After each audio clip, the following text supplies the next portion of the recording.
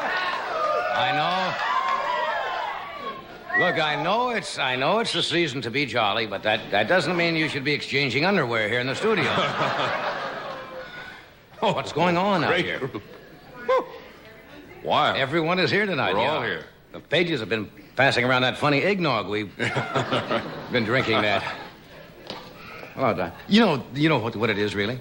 The last week I've started to notice it. The audiences are all great. Yeah. Because you're into this holiday season, and you have that wonderful holiday spirit. Yes. Don't you have the holiday spirit? For example, I've been getting a lot of fruitcakes the past week. Not in the mail, right in the audience. We've been getting a lot of fruitcakes here. And it's almost time again. Yes. How time passes. Yeah. For the annual staff Christmas party we have out here. I don't know. Last year's party was a wild affair. Yes. Remember that? Yes. By the fireplace, our stockings were hung with care. And the rest of our clothes were scattered all over the room. One of the cameramen, Lou, made about $30,000 with the negatives on that.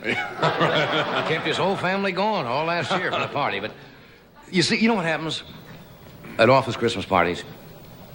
People do things that you would not normally... You say things to people that you would not say at any other time of year, because usually they have too much to drink. And then people, men and women, they start to flirt. You ever been at an office party? They start to pair off.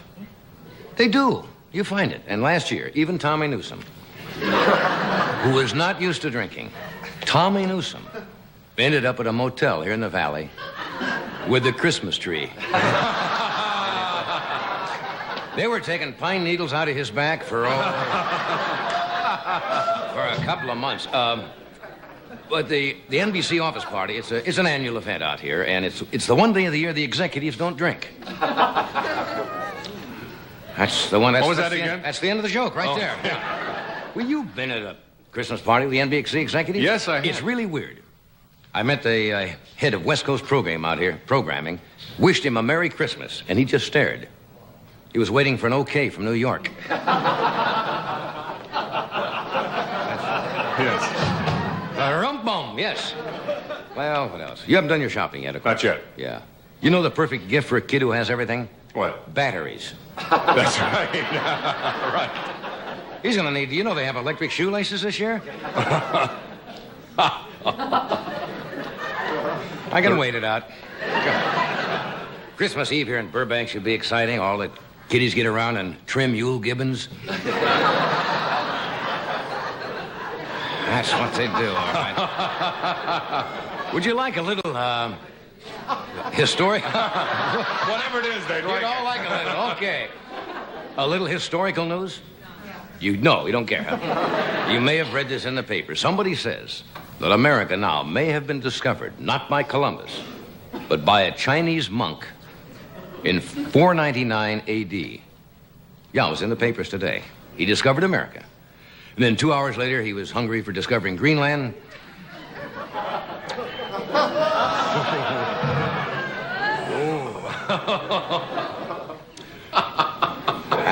You've got to get a manicure. What? Yes. You've got to get a manicure. Nails are going bad.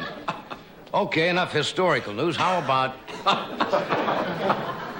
I'll get out of this. You wait. I'm going to get out of this little valley I'm in. How about some space news? Oh. Yes. That's what I figured, yes. The Russians launched in the first time that America and the Russians both simultaneously have astronauts in space. Right. Now, wouldn't it be exciting, New Year's Eve, if they got together and docked? Would that be a party? Yes. Russians, you docked. Means, they get together. Lady in the audience is docked. Means they get together. They link up. What a party that would be. Yeah. They bring the vodka. We got all the tang. You see? There we go. That's all. See, I knew the big one was coming. You didn't know that. Say, Tilly, you sound in a good mood. Tonight should be fun. We have Joan Rivers is with us tonight. Young comedian by the name of Gabe Kaplan, who's very, very funny. We have a new young lady I just met, Adrienne Barbeau. Did you meet Adrienne, too? I saw her, yes. Adrienne plays the young daughter on the on the television series Maude. And she's a very, very attractive... Adrienne's a very attractive, healthy young lady. And George Plimpton is with us, who's kind of falling apart. But George... Excuse me, dear? All right, George. All right, George, right. That's from the show. Yeah. You've got to get a manicure. Well, I got to get... His nails are bothering me. Where was I? Did I mention George Plimpton? Yes, you did. George got 2 mentions, and we'll have to take one of those away. Because otherwise everybody else only got... Well, Adrienne got 2. I'll mention Joan Rivers again, Gabe Kaplan. Yeah. So they all got 2 mentions. Grab the golf club. What? Get the golf club. Okay, we'll be with you.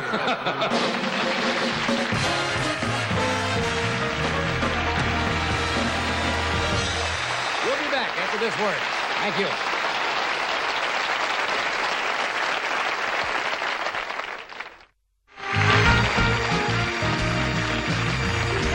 We are back. Before we start tonight, I have an apology to make. Not that I have to make, an apology I would like to make because it affected a great number of people. It's in relation to a letter I received from Mrs. Beverly Foster. And without reading the entire letter, and I'll tell you what it was about. She says, I've been called upon to write this letter as a representative for the nearly 50,000 individuals who make up the National Psoriasis Foundation, only a small portion of the 6 to 8 million people in this country who suffer from this disease. Now, what she's referring to is the joke, and it really wasn't much of a joke, come to think of it in retrospect, that I did 3 or 4 weeks ago in the monologue, where I said something about being in a department store, and I'm not repeating the joke to try to get a cheap laugh, and if I'd have thought about it at that time, I wouldn't have done the joke. I was really kind of picking up on the commercial phrase that is used in television about the heartbreak of psoriasis, and without thinking the burden it would add to a lot of people who suffer from it or have relatives or friends, I mentioned that line in a joking context, and then in retrospect, of course, later on, realized I probably shouldn't have said it, and I wouldn't have if I'd have, given it a little thought. I could have written Mrs. Foster a letter, but I thought since I did make the remark on the air that they are certainly welcome to an apology from me about making that remark. Sometimes when you do lines, you do not stop and think of the context you're doing them, and then you realize that you have added to the burden of those people. So I just want you to know, Mrs. Foster, I'm very well aware, first of all, that psoriasis is not a contagious disease. It's hereditary. And there are almost 8 or 9 million people in this country who suffer from it. And it's a very embarrassing affliction. I wouldn't do anything consciously to hurt anybody or embarrass anybody. So you have I hope you take my apology in the way that it is meant, which is sincere and from the heart. I hope in the long run, by making this apology, that the original remark, instead of being a disservice, might have actually come out to be a service by my mentioning this. So please accept my apologies, and you will not hear another joke like that from me on this show. So thank you, Mrs. Foster, for your...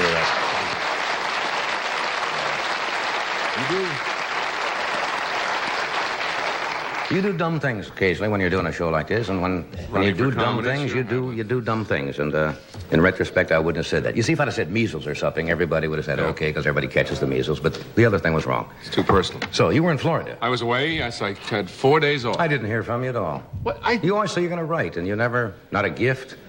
What? Funny postcard. I was at the airport. You didn't bring me anything. Remember that when your folks would go away? I was going to bring you one of those little sacks of oranges. You know, you get at the airport, you get about 6 oranges. Just don't bring me one of those crazy little baby alligators they used to sell. No. Did they finally outlaw that? I think they stopped doing that, I think. Everybody went to Florida, used to buy these little teeny baby alligators and send them home. And there was of course, a great story. Nobody ever kept them. That people flushed them down the John and that they were running around the sewers of New York. That was a big story. That got started. Yeah, that was true. That got started, really. You know, it's like the turtles that everybody would buy for a while. Then how do you get rid of a turtle? Yeah. But they would get rid of these little alligators, and the myth started that they lived in the sewers of New York and grew to 6 and 8 feet. By the way, I do have an alligator. But that's... You what? I have an alligator at my house in Florida. I have a little lake out in the back, and there's an alligator in there.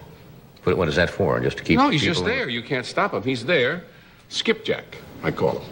My little alligator, and at night he barks. He sounds like a dog.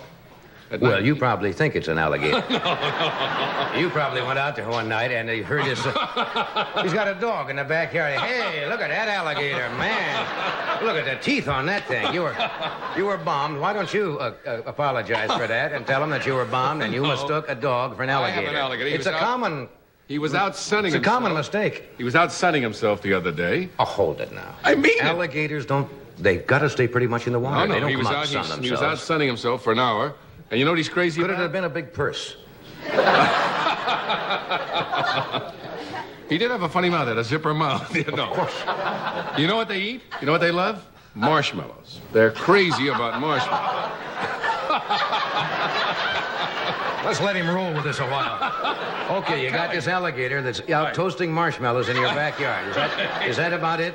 I have an alligator that I thought he had gone away. The last I was there, he wasn't there. Now he's back. He's about this long.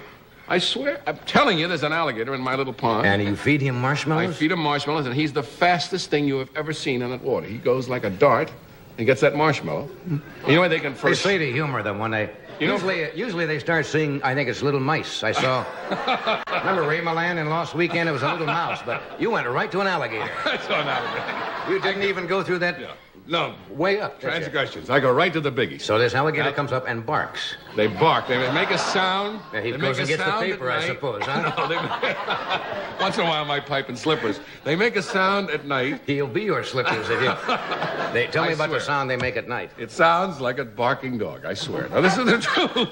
I'm telling you the truth. Look, I have seen alligators. Yes. I have never heard an alligator bark in all of my life. But have you ever had one around at night?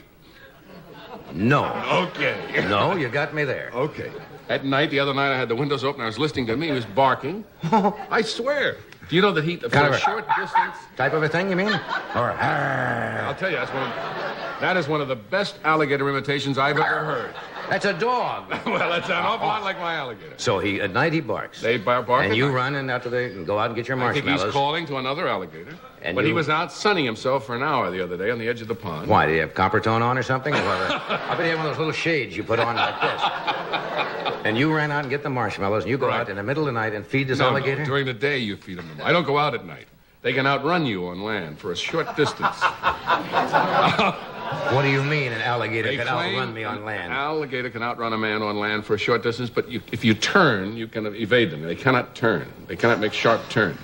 You think I'm kidding you? Do you have any reason to make a sharp turn? Well, no, if you made a sharp turn, you could outfox them. How fast do they run? Well, how fast can you run? Well, I could run a mile in, I suppose, around 5 minutes. Can your alligator do that? You can run a mile in 5... I'd like to see that. When do you plan to do that? Craig, how soon will it take him to run a mile in 5 minutes? Now, Craig runs miles every day. How many miles do you run a day, Craig? About 7. When could he run a mile in 5 minutes if he started practicing and training today? How steep is the hill? How steep is the hill? I'm not talking about downhill, Craig. Well, I'm exaggerating a little bit. 5 minutes may... How many minutes are you exaggerating? 12, 13. Well, how your alligator ain't going to run no mile either. I said short distance. What do you mean, 6, 7 feet? He's a sprinter. He's greater than a quarter mile. Quarter-horse alligator, okay. Yeah. Well, that's the dumbest, obvious, most made-up story I've ever heard. I don't care what you did in Florida. I don't care how much you get away from the show, but don't come back and tell me that you go out and an alligator's eating marshmallows and barks like a dog. All right, in the audience, does anybody know about alligators? Don't they love marshmallows? How many people know? Yes. Hear that? What do these fruitcakes know? They don't. Marshmallows. They love marshmallows. And they bark. Listen, somebody said they bark too. Who said that? Man up there with a brown paper bag. Saying they're getting bombed. That's what. Okay, we'll take a break here. I want everybody first that knows this to be a fact. Oh, don't start this now. To write a letter to Johnny Carson, NBC, Burbank, California. Don't start that. I'll give him your home address. And tell them where to send the alligators. Okay, you get the letters, you get the alligators. We're going to be back with our guests and some more of these tall tales after a break for this commercial.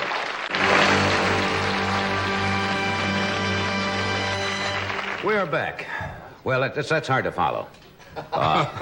On December 25th, Christmas, Joan Rivers is opening at the Deauville in Miami with Helen Reddy. And somebody just wrote in here, my staff. Is this true? That she is now a syndicated columnist? Seen in 83 papers. Somebody's added 47 of them are perforated, and the others are in bird cages, which I thought was a rather cruel remark that shows you our staff. Would you welcome Miss Joan Rivers?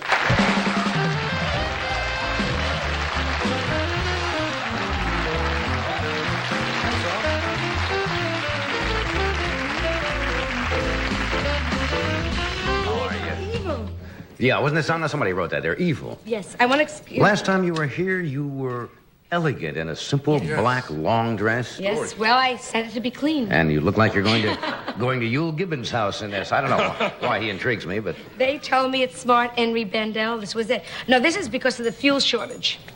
Keep you warm. Yes. Are you doing all those things? Well, I found a terrific way to beat the fuels, to keep yourself warm. Sleep with a wino. Sleep with a wino.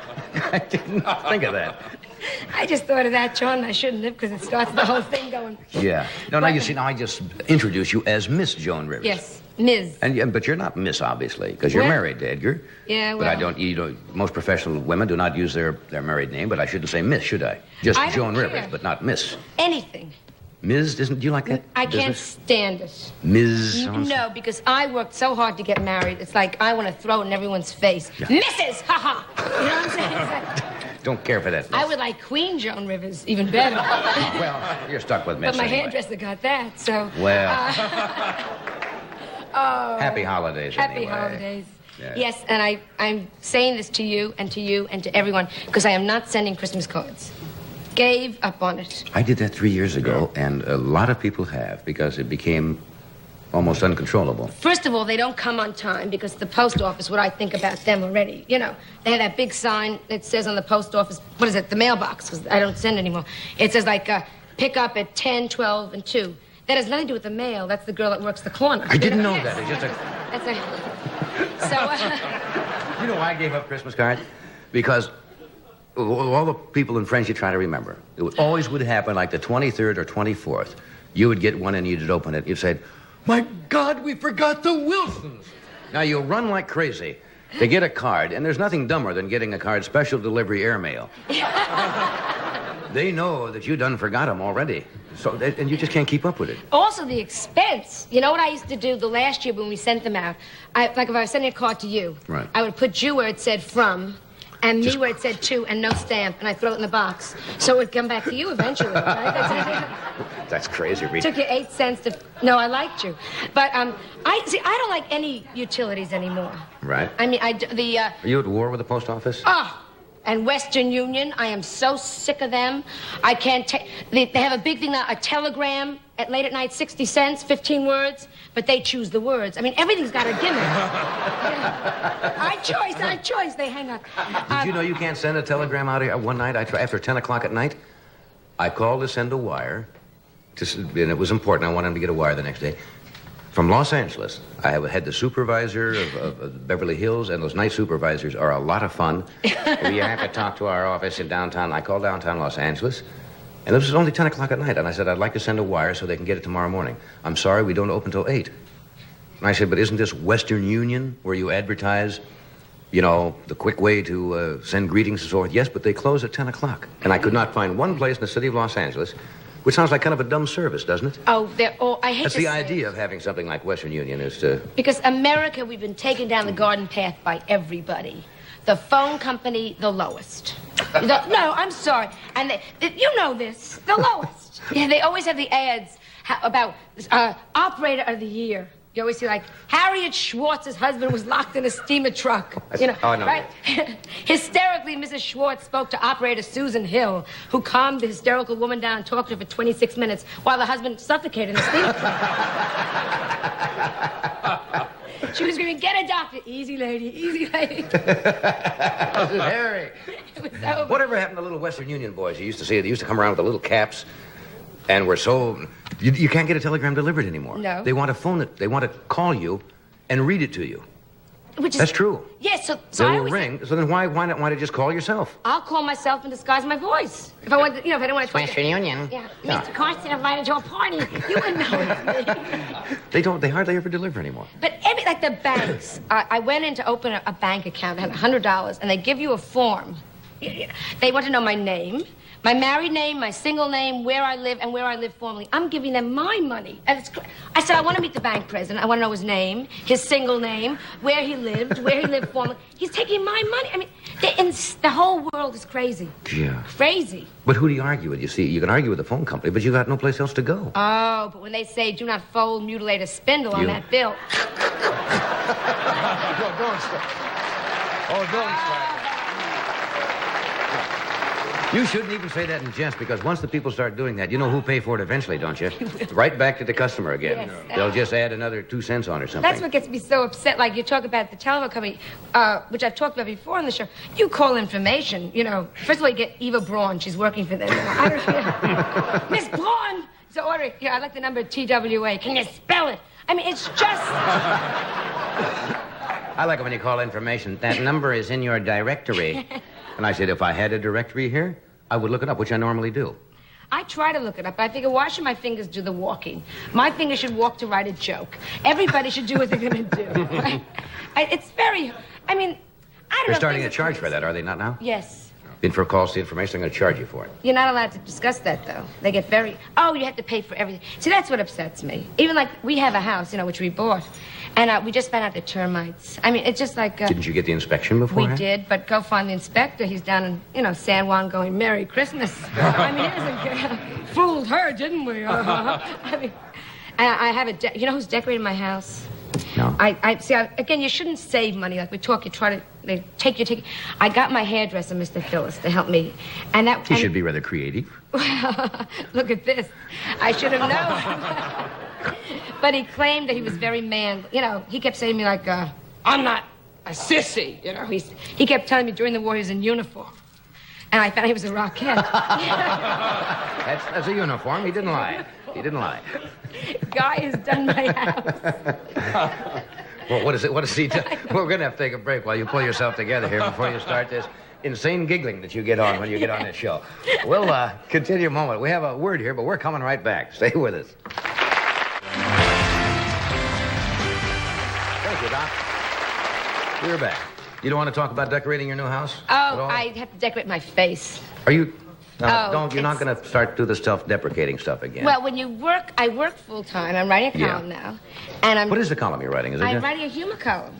Well, I knew it would be that, of course. Well, some Didn't people think you'd write your financial advice for Wall Street, but was it syndicated all over the country? It's all over the country. It's in big papers. St. Louis Post-Dispatch, Chicago Sun-Times. It's like a joke. I mean, I think it's a Hey, that's good. Good idea. And so I'm doing all this and then decorating. And I'm exhausted. And the wrinkles are starting to show. And Edgar... I said to him, say something nice, a compliment. He said, be grateful wrinkles don't hurt. I mean, that's his idea of humor. You know. Edgar has no style. No style. No style. It's after 8.5 years. Well, what do you expect? That's the way he starts up, you know, to make out. That and foreplay to him is reading TV Guide, you know. So, I try, like you try to pretend you're not getting older. Yeah. You know? So I was saying, like, it's not wrinkles. I said they're laugh lines. Oh. And he said on your thighs. And that just...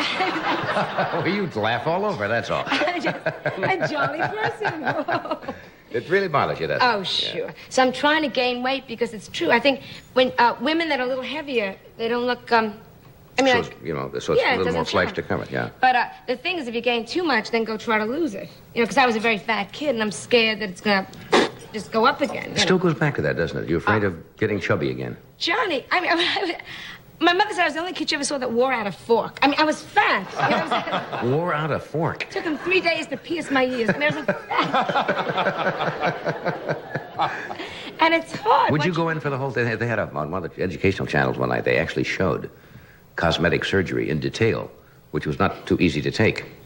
Where they showed him lifting the face and all of that. Why not? Women going through that, but you'd go for the whole... Well, the women in California do, and they look the better for it. There's certain things like you can't say anything negative, because your face can't come down. You can't say, like, nuts. There's certain words you can't say? I didn't know that. Yeah, you can say, like, I'll have cheese. Cheese. And they say, would you like some nuts? You can't even say no. You got to say, Yeah. There's a whole language barrier there. I wasn't aware of that. Yeah, you can say hello, but they look great. The women, small, because they pull it up and they keep snipping, and that I won't mention who, but a very famous woman that big standing on the counter in Thrifty Drugstore. That's all that was left of the woman. All these facelifts. Little person. Just a little teeny lady. Little charge card. She was buying a pantyhose. I said, Edgar, look who it is! My God, am I glad to be... Well, you won't have to do that for a long time.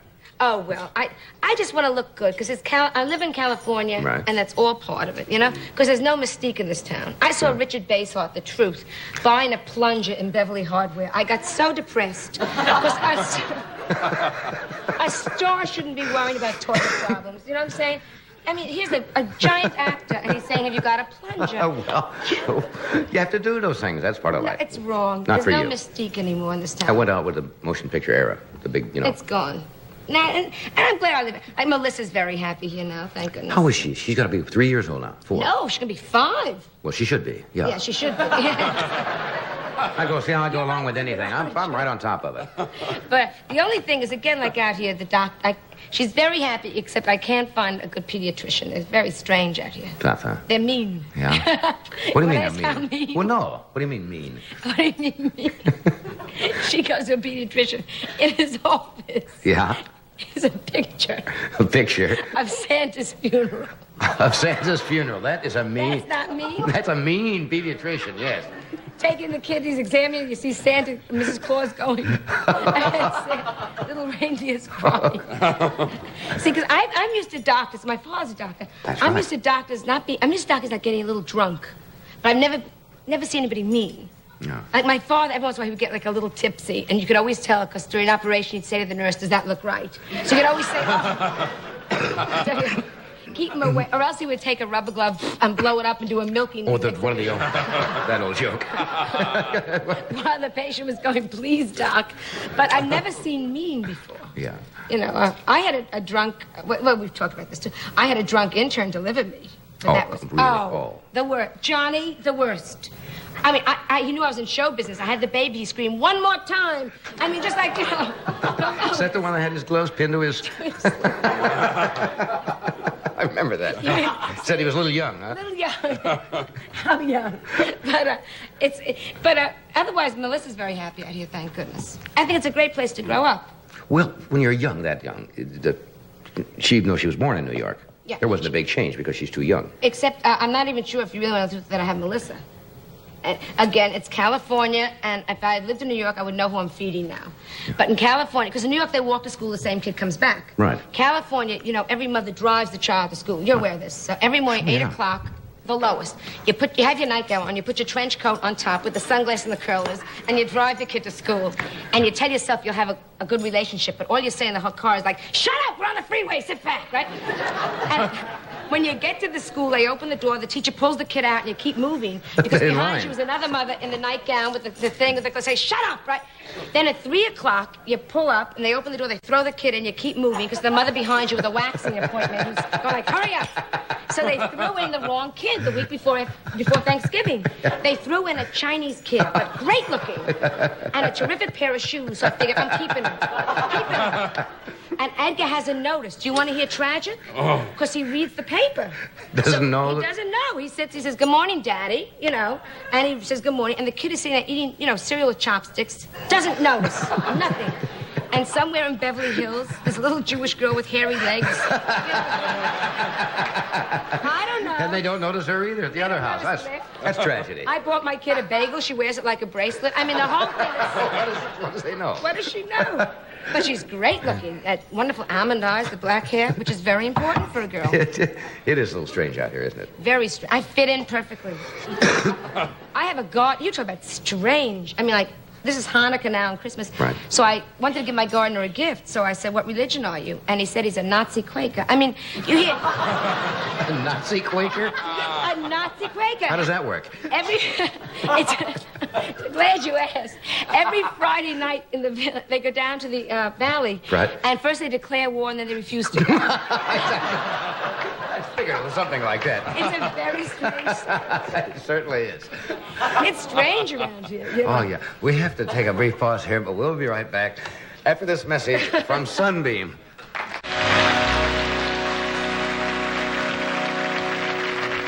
You all seem to know as soon as I mentioned the part she plays on television, which is the daughter in the television series Maude. She was also nominated for a Tony Award for performance in the Broadway show Grease. She's a lovely young actress. I don't know her well, but we're going to meet her. Would you welcome Adrienne Barbeau?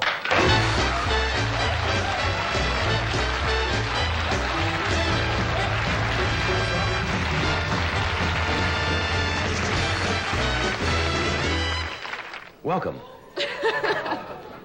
Thank you. Oh, come on, gentlemen. Behave yourself. Please forgive the band.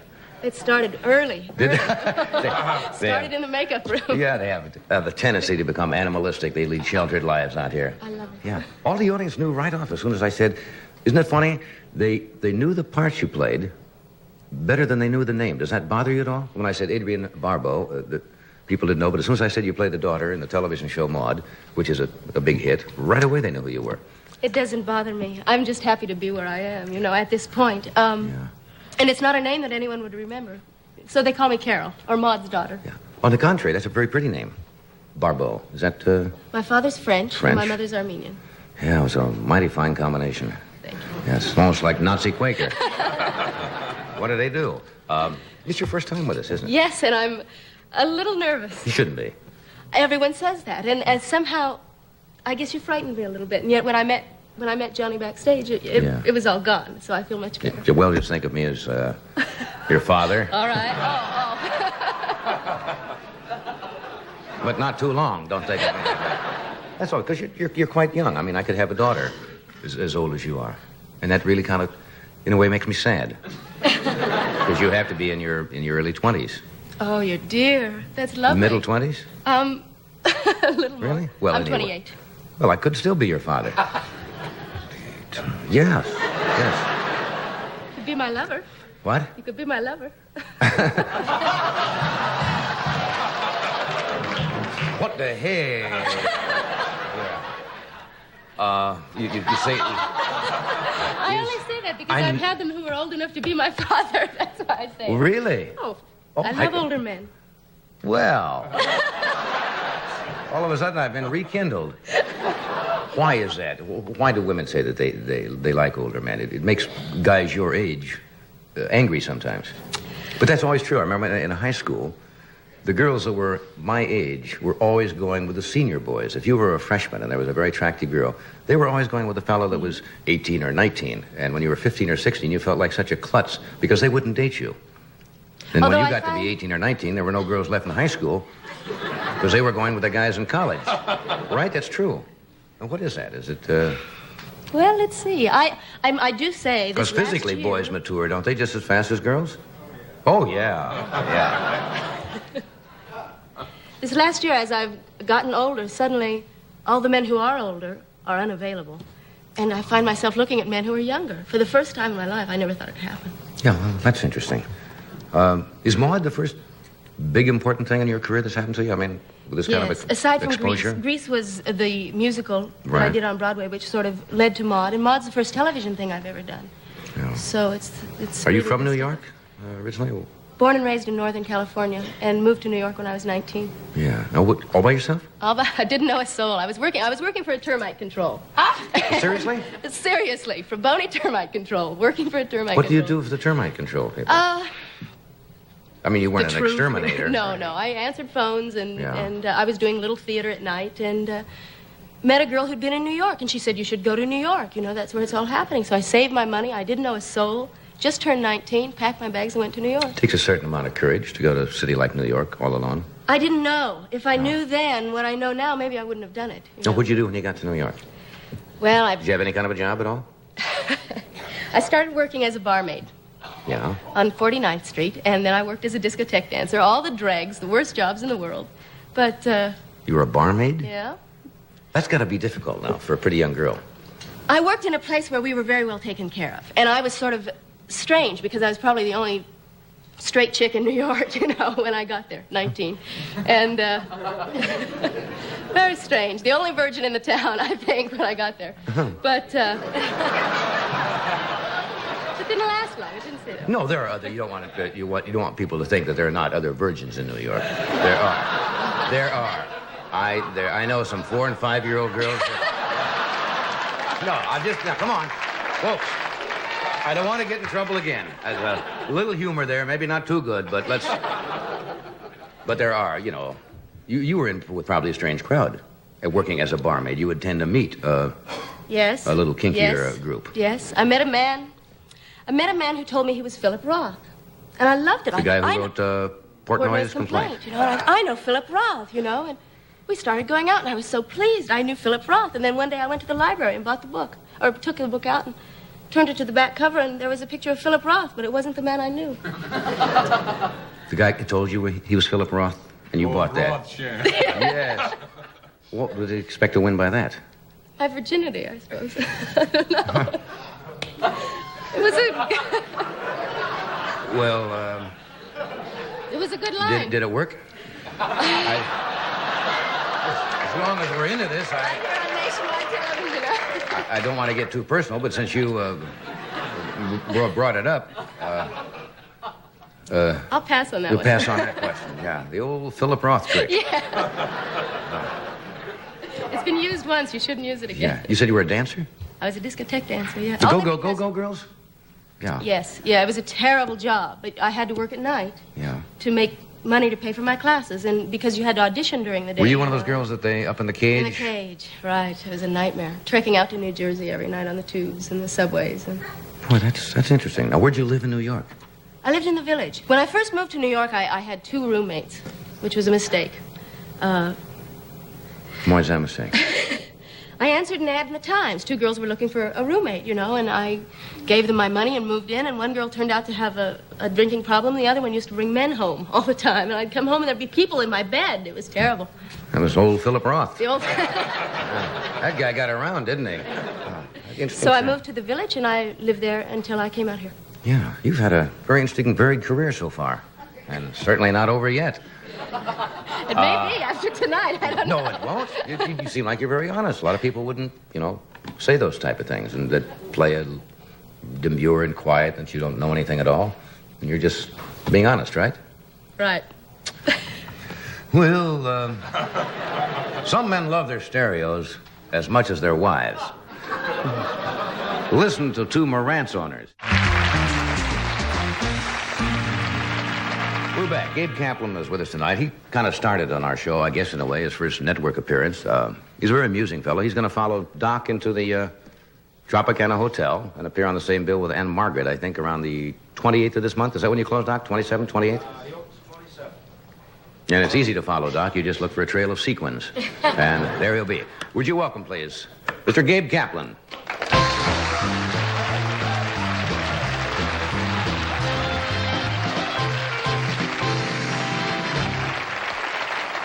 Thank you very much. It's nice being out here. I did start on this show, and when I came out here, I was a 27-year-old virgin comedian. But I met Philip Roth's mother, and then everything else. But I like to talk about my 2 old favorite television shows, Father Knows Best and Ed Sullivan. You like Ed Sullivan? How do you feel about John Cameron Swayze, No, Father Knows Best I loved it because I had the same identical family situation. I had a younger sister and an older sister. And we were just like that family, only we were completely different. Everybody in that house had a pet name. Betty, the oldest, was Princess. Bud was Son. You, Bud, Son. And Kathy was Kitten. Princess, Son, and Kitten. We also had names. Tramp, Moron, and Retard. Jim Anderson was an insurance agent. He would come home from work, take off his jacket, put on another jacket that was exactly the same, only this one had patches on the elbows, right? You could wake them up in the middle of the night and they never got angry. Margaret Anderson slept in a nightgown with a bathrobe. Jim slept in pajamas, tops and bottoms. If a problem came up, he changed to a top with patches on the elbows. Suppose Father Knows Best was made today by Norman Lear, who makes All in the Family and Sanford and Son. Problems would be different. Bud would come home and tell Jim that he has VD. He would say he caught it from his bicycle seat.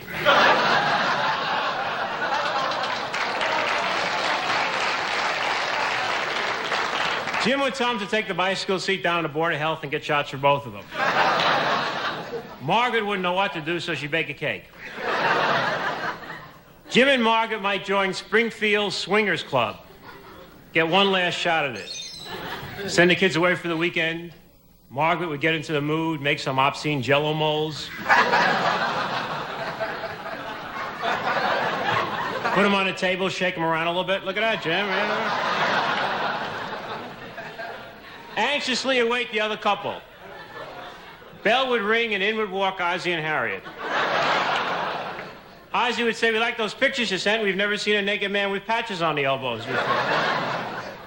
But Ed Sullivan was like an institution in my house. Every Sunday night, 8 o'clock, my father would sit by the television set and call us. Come on, tramp, moron, retard, let's go. And we would watch Ed Sullivan. But I noticed one thing. Every week, he always had an act for the little kids. There was always an act for the teenagers. And there was an act for every different ethnic group. I always wonder what he really thought about that. Suppose he got a little drunk on his last show.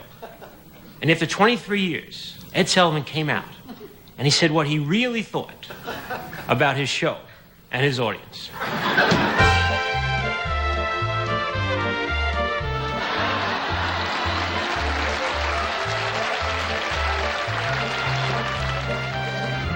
Oh, how you doing out there? You want to know who's on our show tonight? Oh, why don't you look at your damn TV guide? All right, let me see it. Is he here? Well, for the Jews, Myron Cohen and his Jew jokes.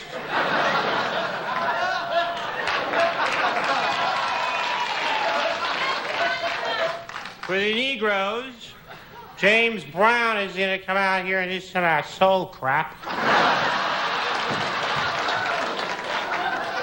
Right on.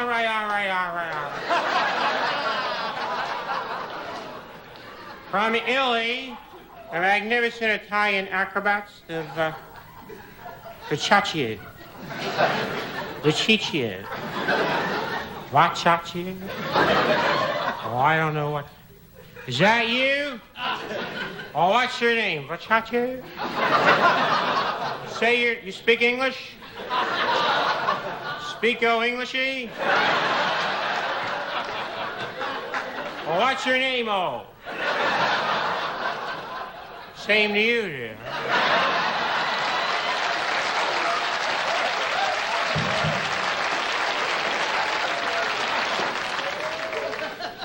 Kate Smith made her first appearance on our show back in 1948.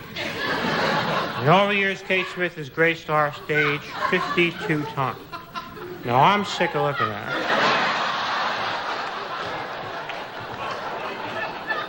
her. In our audience, Girl Scout Troop 114.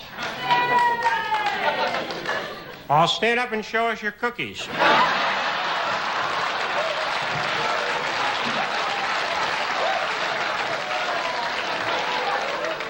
But to open the show tonight, the zookeeper in the Bronx Zoo gonna come in here and force feed prune juice to a monkey.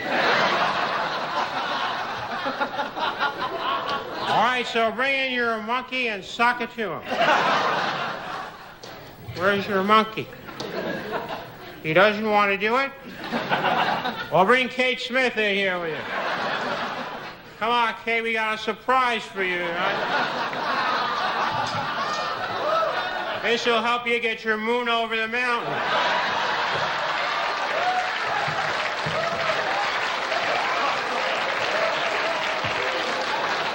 Well, I'm not going to do it. I'm going home. Well, good night.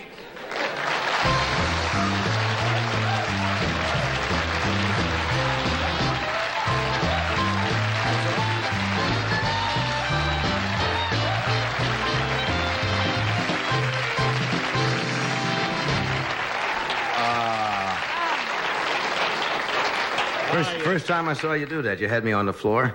It's such a great premise after 23 years where you've just handed the whole show up to here and you let it all out, right? What he really felt. I always wondered about it. Wonder what Ed's doing Sunday nights. He must be standing around New York introducing. There's a truck right over there. No. Oh, you want to see some traffic? Come over here. We'll take a break. We'll be right back after this short message. Stay with us.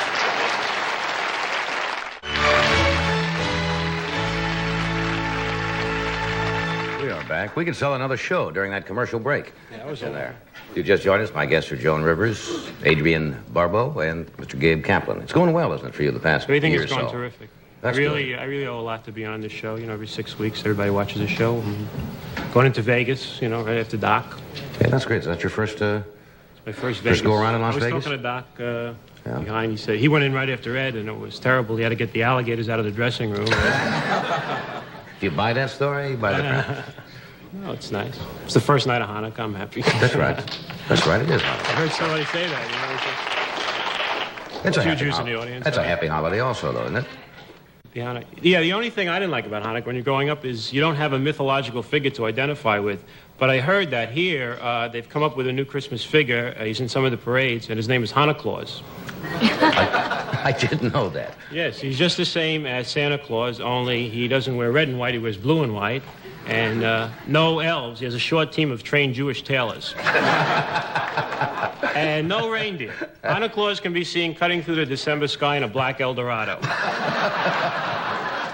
And everything in his bag is marked down at $3.98.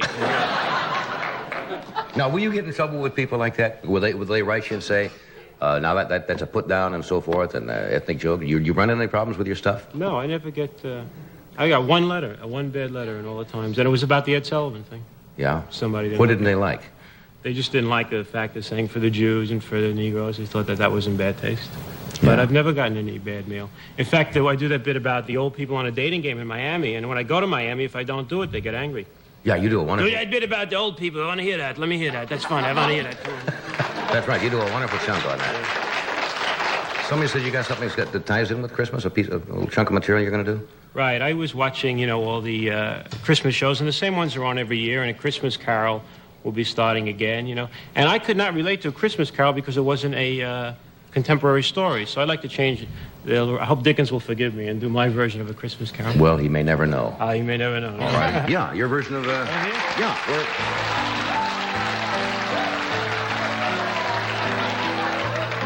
Tonight, I'd like to tell you the story of a mean, stingy man. He had no holiday spirit. He lived in New York City, and his name was Ebenezer Schwartz.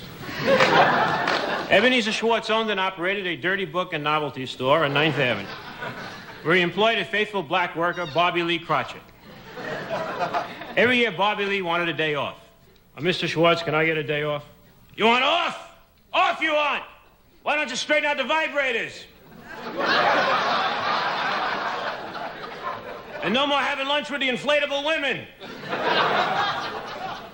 Schwartz went home, and that night, a strange phenomenon happened. Ebenezer Schwartz! Ebenezer Schwartz! I don't see you, you're not there. You could be that bad tuna salad I had at Howard Johnson. You don't recognize me, Ebenezer. Oh, yeah, you're my old partner, Jacob Schmarley. How do you know it's me? I've been dead for 9 years. You still spit when you talk. Alive or dead, I'm getting a shower here. Ebenezer, you're going to be visited by 2 spirits. One at 12 and one at 1. Maybe 1:15, 1:30. Who knows? It's our busy season. At 12 o'clock, the first spirit arrived.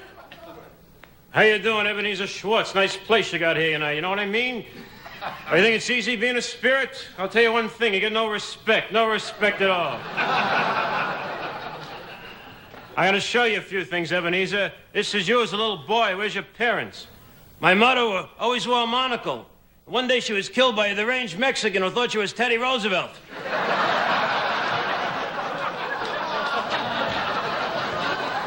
Afterwards, my father kept saying, I told her, Ruth, trim your sideburns, shave your mustache. You don't give anybody any respect, either, like your nephew. Why don't you give him a place in your business? Are you kidding? My nephew's a hippie. He came to my house. He tried to smoke my sofa. He sniffs Tidy Bowl. Last week, he got a little man in a boat coat up his nose.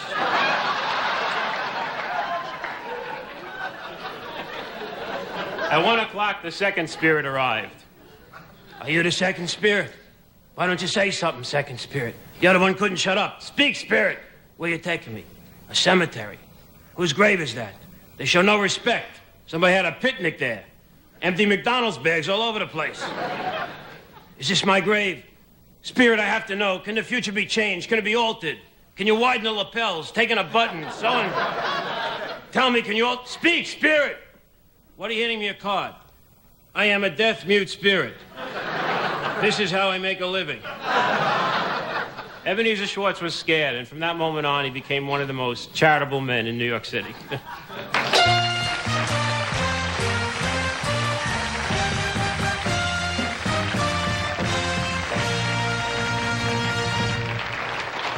Now you probably get some letters on that, too. People saying you've taken A Christmas Carol and a great there's work of always art. people that don't have a sense of humor. Yeah.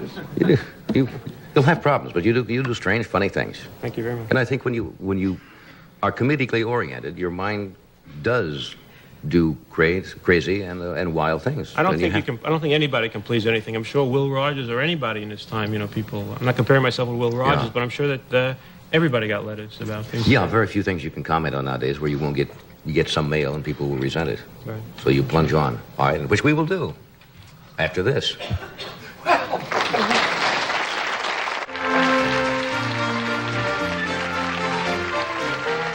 My next guest, George Plimpton, is a journalist who, over the years, has put himself practically in the middle of every story that he covers. He's played quarterback for the Detroit Lions, the Baltimore Colts. He's boxed champion Archie Moore at one time, played tennis against Pancho Gonzalez, pitched for the National League All-Stars, and he's done a lot of other crazy things. He's the author of a new book called Mad Ducks and Bears, Football Revisited. Would you welcome, please, George Plimpton.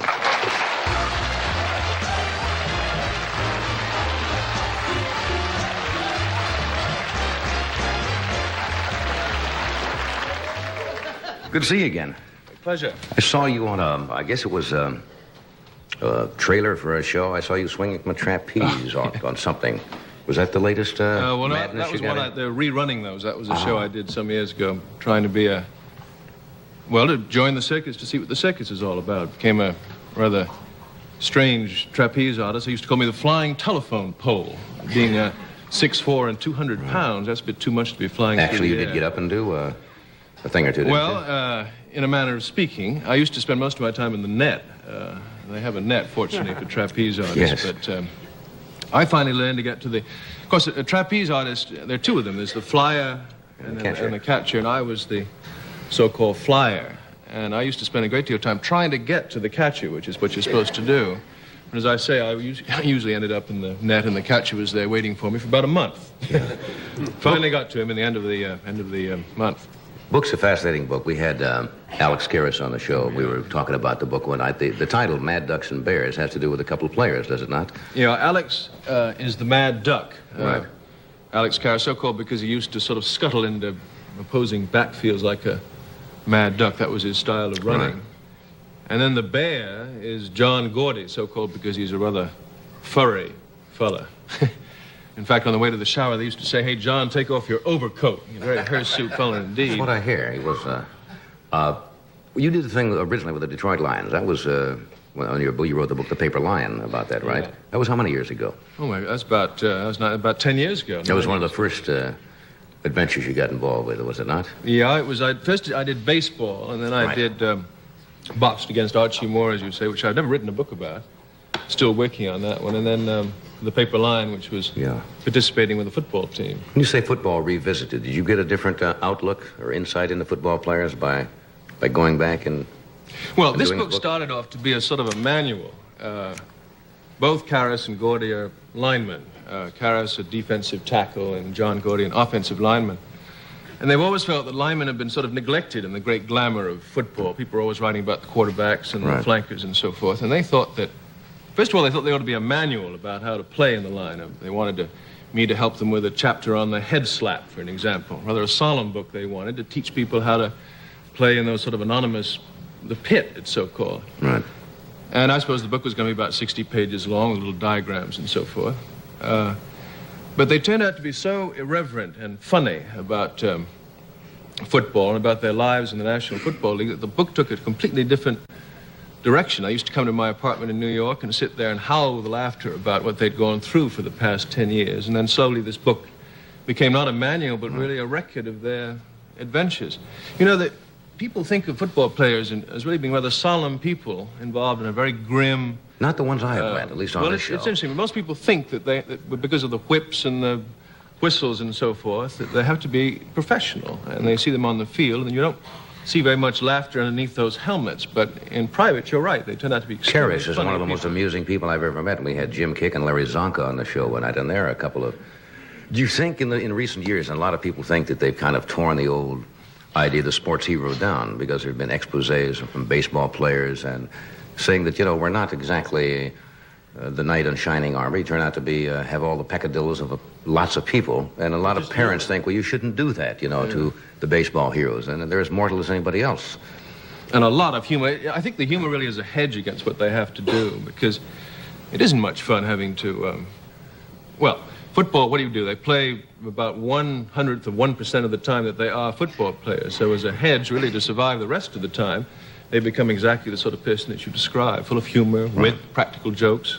Do you find any character differences or personality differences in somebody who plays, let's say, a defense or an offensive position? Well, the offensive people... I remember Leon Hart, who was a great end with Notre Dame and then played with the Detroit Lions. He once told me that he... And he played in a day when you played both offense and defense. You played the whole 60 minutes. And he used to say that he preferred playing offense because he was part of a mechanism that was supposed to work. It was a constructive thing. It was supposed to move the ball from here down across the goal line. It was, as I say, a constructive thing, whereas defense was to destroy all of that. And he preferred being a part of a sort of a constructive organization. But then I happened to overhear him saying that when you played defense and you were trying to get to the quarterback, the great thing to do was to hit him high because you could impair his vision and possibly might break his arm. So that... I think, he preferred playing offense, but he got a sort of a physical pleasure out of playing defense. Don't you find that most of those players who play, especially on the offensive position, have to have an instinct, or at least psych themselves up into that instinct that, in a way you're out to punish somebody. Maybe not physically try to hurt them, but the one determining thing you have to be a football player, of course, is that you have to want to collide with people. It's collision. And... half the people in the world are non-collision people, and the other half are. But everybody would like to do that. Don't you think football vicariously serves as a catharsis sometimes for violence? When you watch, it's like watching a boxing match. People seem to get it all out by watching somebody else pop somebody. I would hope not. I think most of them really prefer to watch things for the great skills they see, don't you think? Because, first of all, in a football game, you sit so far up in the back that you can't really see what's going on there. If you really want to see what the violence is like, you have to get... right down there, and of course... It is violent, as you say in the pit. And the terrible sounds and the yells and the people psyching themselves up. How do they get psyched up? How do you find that the players have to psych themselves up for a game? Well, this fellow, John Gordy, the bear of Mad Ducks and Bears, told me once that he's an offensive guard, and his function many times, of course, is to defend the quarterback. And he used to pretend that the quarterback that he was defending back there was not actually a football player, but his 2 months... old baby lying in a little cradle, so that you can imagine what determination he would give to protect what was back there. Karras, on the other side of the line, is a bit more complicated. He used to pretend that the quarterback was the sort of the antithesis of everything that was part of his background, tough steel town, Gary, Indiana. Right. And he used to imagine that the quarterback was the sort of lucky person that didn't grow up out of that community, a fellow from the East who didn't smoke, who didn't swear, whose hair was carefully groomed, wore Phi Beta Kappa key. So this was anti-establishment. Exactly. And he used to try to imagine that was the fellow he was going to get to.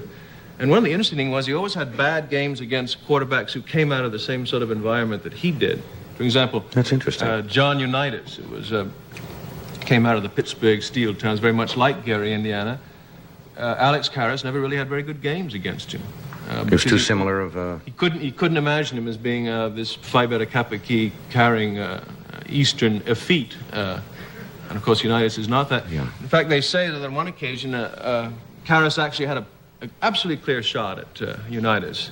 Pass protection had broken down, and he really could have put him out of commission for a long time. He just went out and put his arms around him like that. That's interesting. I never thought about what they fantasize to get to the quarterback. Didn't you find that one of them fantasized that the quarterback was, say, Adrienne with no clothes on? I mean, think of the way you'd go after the quarterback. Nobody had that kind of a... Well, you may have given some suggestions to some linemen. The next season may be entirely different. Just psych them up. Now, are you going to take another fling at... I remember the film we showed once where you were quarterbacking the Lions, and you They handed off the ball from the... and you stepped back and fell down. Nobody laid Not a hand on you. You just stepped back and fell flat down. Are you... It's a psychological... it is pretty terrifying if you haven't done it before. Of course, what I try to do is play as much as I can and get in as much as... Actually, in the 10 years between Paper Lion and this new book... See, what happened was I came out of retirement, was coaxed out of retirement, I guess the way it is, to play for the Baltimore Colts, to do a television show. They need somebody to play for them. Once again, quarterbacking, and really it was going to be interesting to see what the differences were between the two teams and also the difference in my performance. And when I played with the Lions, you're quite right, I lost, I think, 30 yards in 4 attempts. It was a little grim. Carried back into the end zone by Roger Brown, who used to weigh 300 pounds. But the second time around, playing with the Colts, I found I gained 26 yards. 15 of those yards, I might add, were on a roughing the passer penalty, which is... Nobody explained it to me like that. There was this big Detroit. It was a game, Baltimore Colts versus my old teammates, the Detroit Lions. And there was this big defensive end, Mitchell. And he saw me standing there looking a little confused, which I was. And he just gave me a terrific shot with the arm. He just wanted to show me what it was like to be in the National Football League. And the referee saw this and flung down the orange But he gave you a flag. good shot. Ears are still ringing from it, but he wanted to show me what it was all about. You've been asked this question many times. I already know the answer because you do it for the same reason I've participated in some of these various functions. It's kind of a Walter Mitty thing to take yourself and try something that requires a great deal of skill just to see how you, what it feels like to be in that position, right? I think so. Then also you find out much more about the society that you enter, the circus that you were talking about before. You find out that it's a sort of that it's full of refugees from the outside society, people that the fat lady, the freaks, and so forth. And that's their whole existence. Their whole existence, family. And there's they very rarely leave it. In fact, if you try to get them to go out to dinner, they stay in that society. But within that society, there are these rules and regulations, a type of hierarchy, a type of camaraderie. And if you become part of it for a month, as I did, to try to learn to be a lion trainer and a trapeze artist and so forth, you learn something about it. To write about it. It's the equivalent thing with a football team. Baltimore Colts, you spend a month with them and you learn what the terrors of a football player are. You learn how football players function as they come towards the end of their careers, and they have to sort of open up a door and into an entirely new existence, which is a... Is that a pretty frightening experience for most of them? It's terrible for them because most of them have spent these 9 or 10 years doing simply that, and they're not really trained for anything else. And they never really can give up because the game, they have a sort of a love-hate relationship with the game. And although they know that they can no longer, they have this terrible term which is called playing the piano, at least what they do for linemen, which means that they can't move laterally quick enough to find those holes and move through it. So they'll say that fella can't play the piano anymore. And it means that, and he knows it, but he thinks he can stick it for 1 more year or perhaps 2 and so forth. 1 more season. Yeah. And how he arranges his life and how he adapts to the new. And all of this you learn if you're lucky enough, as I have been, to enter that society for a while. That's fascinating. Let me interrupt for a moment here and we'll be right back. You got a cold that's keeping you up tonight? Well, here's a word about Vicks NyQuil. Nighttime cold medicine.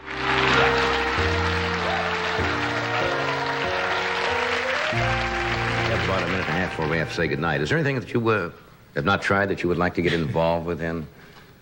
Well, I'm going to try hockey next year. I can't really skate very well, so that's going to be interesting.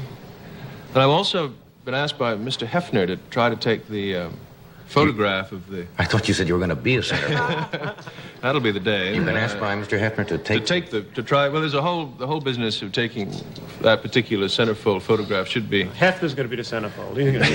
And you are going to train and become a photographer? Well, I'm going to talk to a lot of photographers. It'll take about, I thought, maybe 16 years working on that. That's the sneakiest device I have ever heard of in my life. That would be rather fascinating work. I think it would be. And then I'm also going to do a television show on the haunted castles of England, which would be interesting. Yeah, that should be fascinating. The book is by George Plimp, and it's called Mad Ducks and Bears. George, I thank you for being with us again. Pleasure. Good luck on your next venture. Gabe, you're headed for where? Las Vegas. Las Vegas on the 28th. Adrienne, thank you for being with us tonight. And Joni, you Florida. open... Florida. You're going to Florida? And I might as well perform while I'm there. Why not? Good night.